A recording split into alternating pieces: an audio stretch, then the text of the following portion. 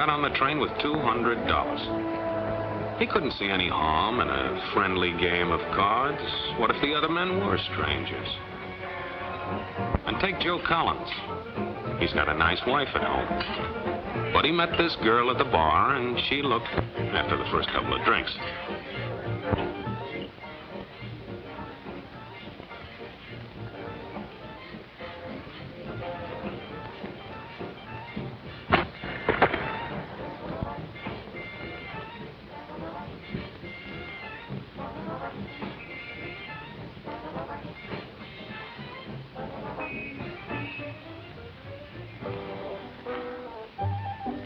There's a good old-fashioned word for people like this. We call them suckers. And there are other people.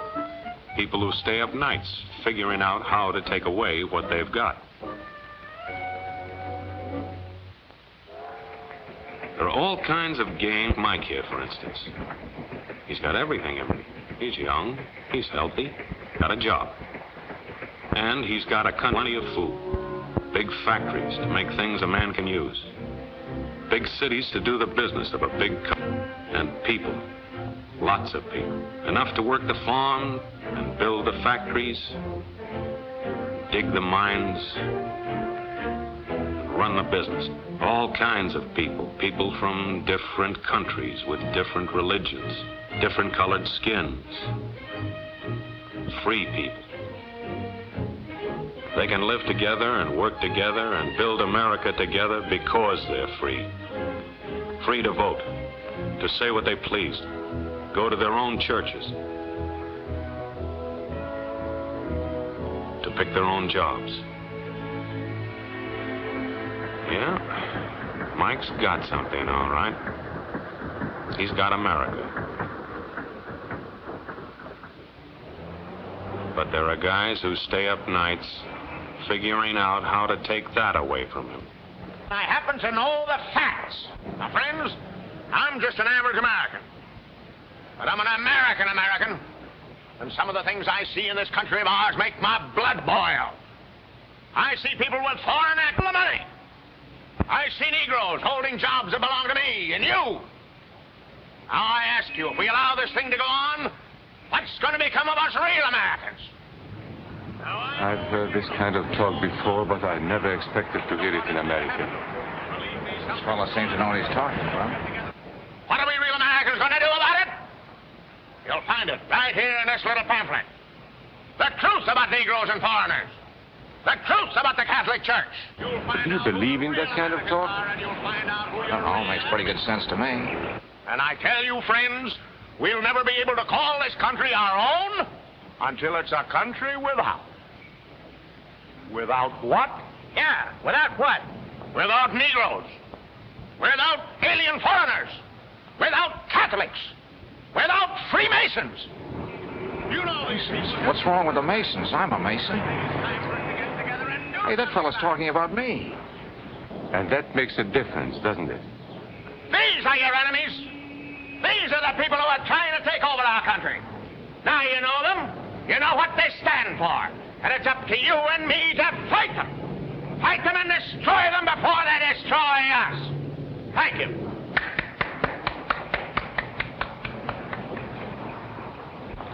Before he said Masons, you were ready to agree with him. Well, yes, but he was talking about...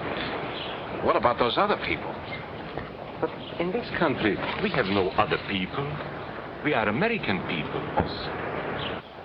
What about you? You aren't American, are you? I was born in Hungary, but now I am an American citizen. And I have seen what this kind of talk can do. I saw it in Berlin. What were you doing there?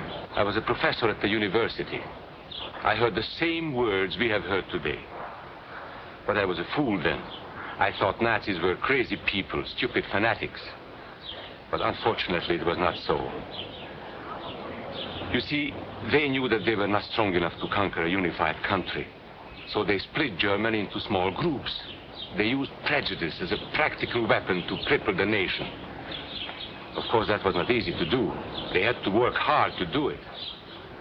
You see, we human beings are not born with prejudices. Always they are made for us. Made by someone who wants something. Remember that when you hear this kind of talk.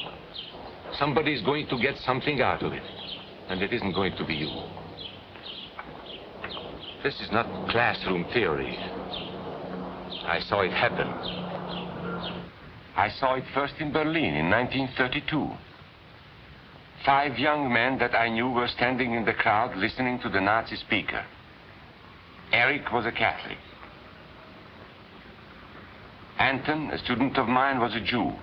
Heinrich owned a small hardware store. Karl was a farmer.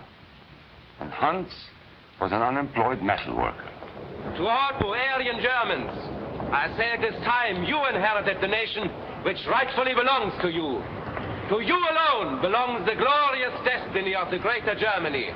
The Nazi Party will provide land for the farmer, work for the worker, and profits for the small businessman. Who is getting these things now? The Jew. The Jew who has stolen our nation and our birthright. Who makes all the money and takes all our jobs. The Jew, he must be shunned. He must be ostracized. He must be eliminated. And the Catholics, we don't want our great nation run by a foreign church. We Germans will know what to do with these people when the time comes. They and their faith must be destroyed. Then there are the Freemasons. In Germany, we have no place for secret societies. There will be only one society, and that is the Nazi Party. There will be no secrecy about that in the new greater Germany. One by one, he attacked each minority and he split them off one from the other.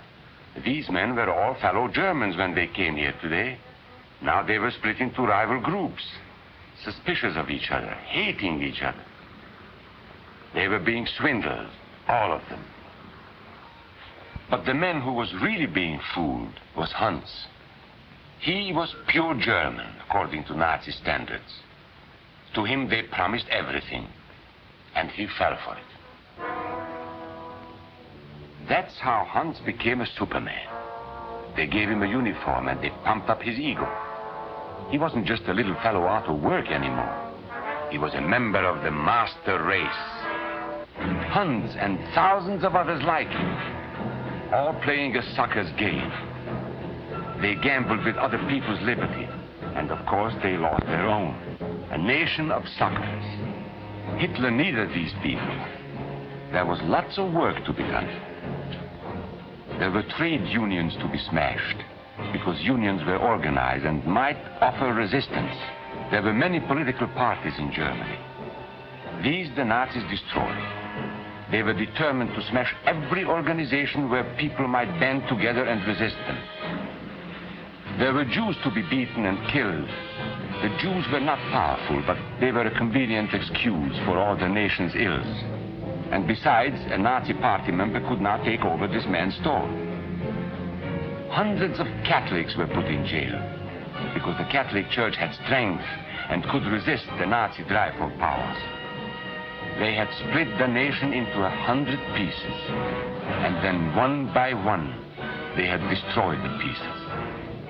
Over these broken pieces, the Nazis rode into power. One party, one nation, one religion. These men had won their struggle for power. They now ruled all of Germany.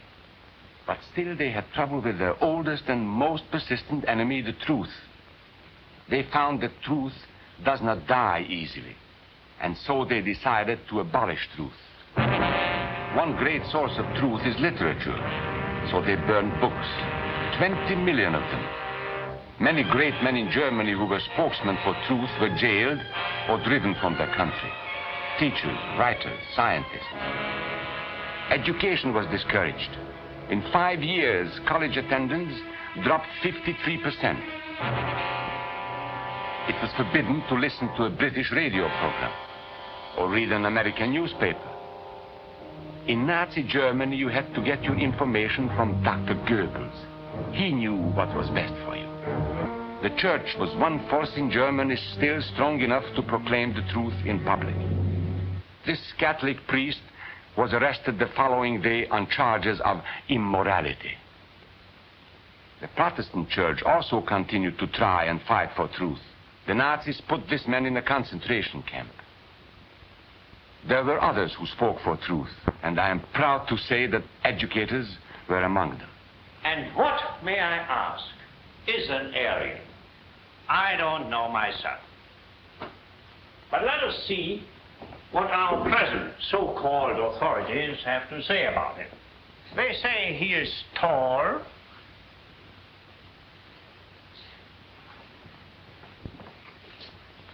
slender,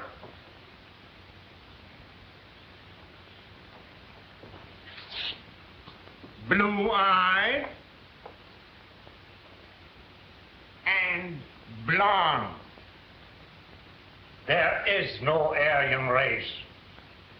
And more important, there is no master race. There are people who may find these ideas convenient, but science cannot support them.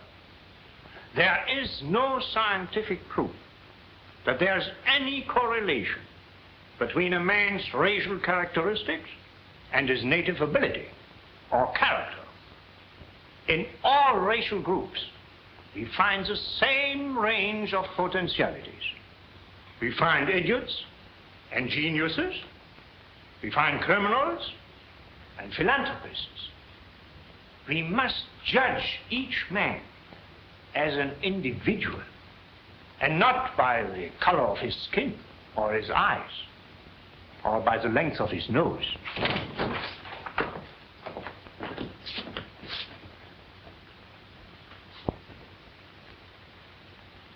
Come in, gentlemen. It's comfortable. And remember that there is no master race. That is a scientific truth. Anyone who tells you otherwise is lying.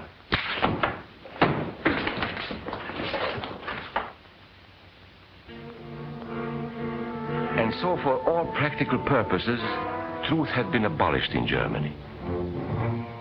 A lot of my German friends wondered what had hid them.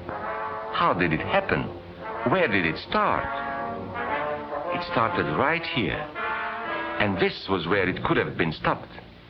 If those people had stood together, if they had protected each other, they could have resisted the Nazi threat. Together they would have been strong. But once they allowed themselves to be split apart, they were helpless. When that first minority lost out, everybody lost out. They made the mistake of gambling with other people's freedom. Now let's see how those bets paid off. Karl the farmer was gambling on a better life for himself. What he got was extra hours of back-breaking work, as much as 100 hours a week. He was forced to stay on his land and produce what he was told to produce, because now Hitler was preparing for war. For Heinrich, who owned a hardware store, the bet didn't pay off either. 104,000 small businesses were closed in 2 years. And for Hans, conditions hadn't improved any.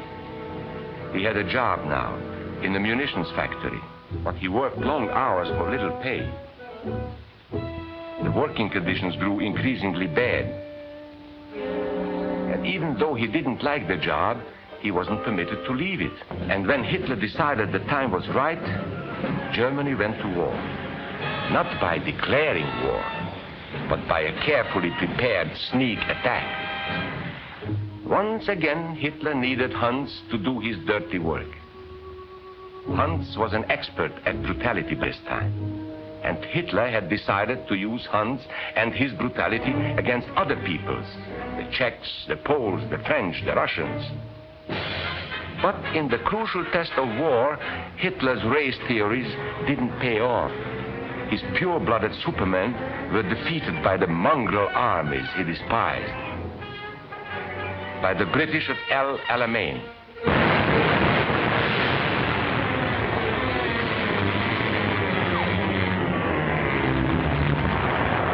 By the Russians at Stalingrad.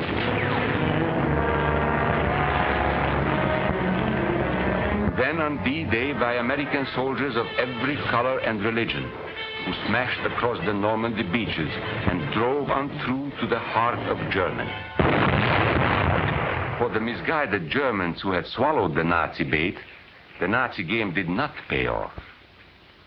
The continent of Europe was strewn with millions of German bodies, pure Aryan bodies. And Hans, who was going to rule the world, got only a little patch of Normandy that he could call his own. We must never let that happen to us or to our country. We must never let ourselves be divided by race or color or religion, because in this country we all belong to minority groups. I was born in Hungary. You are a Mason. These are minorities. And then you belong to other minority groups too. You are a farmer. You have blue eyes. You go to the Methodist Church. Your right to belong to these minorities is a precious thing. You have a right to be what you are and say what you think, because here we have personal freedom. We have liberty. And these are not just fancy words. This is a practical and priceless way of living. But we must work at it.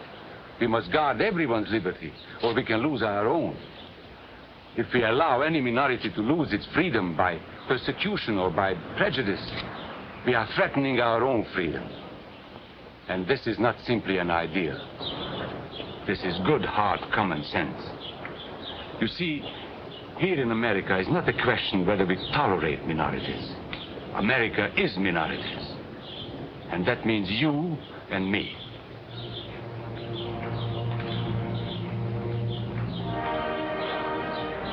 So let's not be suckers. We must not allow the freedom or dignity of any man to be threatened by any act or word. Let's be selfish about it. Let's forget about we and they. Let's think about us.